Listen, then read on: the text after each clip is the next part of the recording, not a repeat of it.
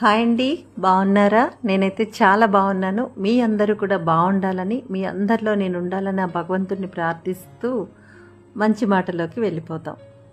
మనకి కోపం హద్దులు దాటుతూ ఉన్నప్పుడు మాటలతో మనం ఎప్పుడూ సమాధానం చెప్పకూడదండి.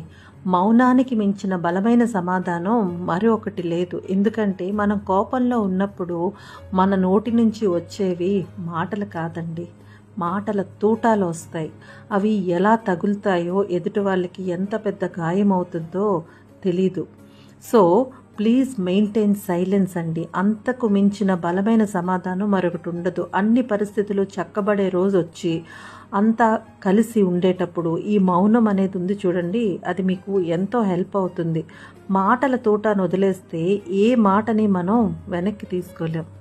ఇది గుర్తుపెట్టుకోండి ఏదైనా మాట విసిరే ముందు. సరేనా?